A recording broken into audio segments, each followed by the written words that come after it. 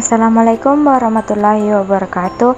Tachahao, perkenalkan nama saya Rahmatia Pitaloka dengan NIM 2405075010112. Dalam video ini saya akan membahas soal di bab 2 dan di bab 3. Yuk mulai. Bab 2, persamaan fonologi bahasa Indonesia dan bahasa Tionghoa.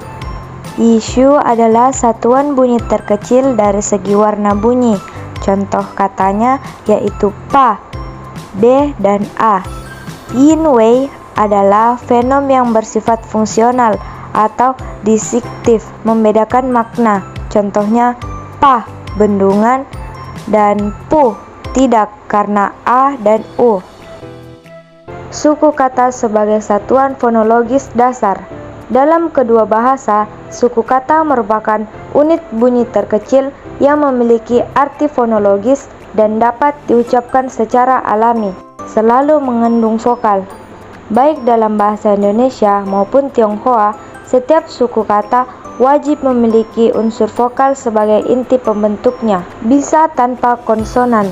Suku kata dalam kedua bahasa dapat hanya terdiri dari vokal saja, tanpa kehadiran konsonan.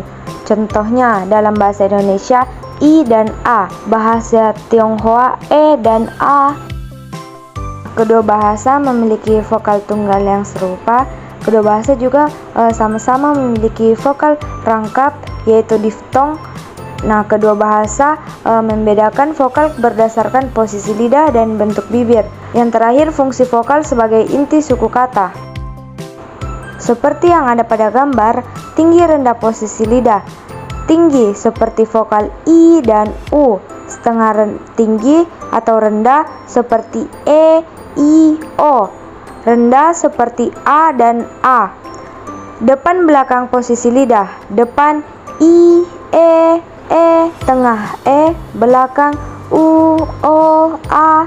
Kebundaran bentuk bibir, rounded, on-rounded.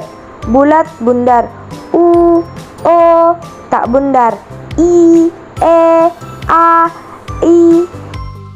Konsonan yang sama dalam bentuk bunyi dan pelafalan antara kedua bahasa meliputi m, misalnya pada makan bahasa Indonesia dan ma bahasa Mandarin, n, nama dan ni, f, foto dan fei, l, 5 dan lau, s, 1 dan shi. Bahasa Vietnam, Thailand, Laos, Burma, dan bahasa-bahasa lainnya di Asia Tenggara yang termasuk bahasa bernada. Bab 3, perbedaan fonologis bahasa Indonesia dan bahasa Tionghoa. Bahasa Indonesia, fonem memiliki fungsi membedakan makna dalam dua suku kata. Contoh kata kita membedakan kata fonem o dan i, batu dan batu-batu. Fonem jumlah bentuk jamak mempengaruhi makna. Bahasa Tionghoa, fonem sudah memiliki fungsi distinktif dalam satu suku kata saja. Contohnya ma, yaitu memarahi, mu, kayu, perbedaan karena a dan u. Selain itu, nada juga merupakan bagian dari fonem, sehingga ma dan ma memiliki perbedaan nada mengubah makna. Bahasa Tionghoa, satu huruf sama dengan satu suku kata, selalu mengandung nada. Sedangkan bahasa Indonesia, satu kata sama dengan dua suku kata, tidak mengandung nada. Dalam bahasa Indonesia, tidak memiliki konsep vokal sebagai struktur yunmu, yaitu satuan vokal akhir suku kata seperti dalam sistem fonologi bahasa Tionghoa. Bunyi vokal dalam bahasa Tionghoa disebut dengan istilah yunmu. Yunmu adalah bagian rima dari suku kata dan terdiri atas vokal murni, vokal tunggal, vokal rangkap, diftong, dan vokal berakhiran sengau. Total terdapat 39 yunmu dalam sistem fonologi bahasa Mandarin.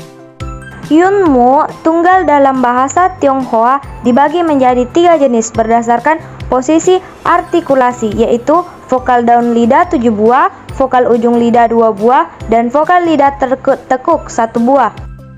Memiliki 6 vokal tunggal, i, e, a, u, o. Penyerapan asing menambah A. Vokal dalam bahasa Indonesia dibedakan berdasarkan tinggi rendahnya lidah, posisi lidah, depan, tengah, belakang, dan bentuk bibir, bundar atau tidak bundar. Vokal rangkap I, sungai, au, kau, I, amboy, A, survei. Bukan rangkap I, main, au, mau, oi, koin. Vokal rangkap adalah perpaduan dua vokal dalam satu suku kata seperti I dalam sungai, au dalam kau, oi dalam amboy. Sedangkan dalam kata main, mau, koin walaupun mengandung dua vokal bukanlah vokal rangkap karena terdiri dari dua suku kata. Vokal rangkap 2 dalam bahasa Tionghoa berjumlah 9 dan vokal rangkap 3 berjumlah 4 dengan ciri khas perubahan posisi lidah dan bentuk bibir saat pelafalan. Vokal rangkap 3 ditandai dengan adanya 3 unsur vokal dalam satu suku kata. Dalam pelafalannya, vokal di bagian tengah adalah yang paling nyaring, paling kuat tekanannya. Contohnya, iau, ciao, iu, you. Bahasa Tionghoa memiliki 16 sunmu sengau yang dibagi berdasarkan akhiran nasal sengau, yaitu akhiran n, contohnya an, in, un, yun, en, in, yun, wen, yun. Eng, yaitu ang, ing, ung, eng, ing, weng, ong. Total yunmu sengau 8 dengan akhiran n tambah 8 dengan akhiran neng sama dengan 16 yunmu sengau.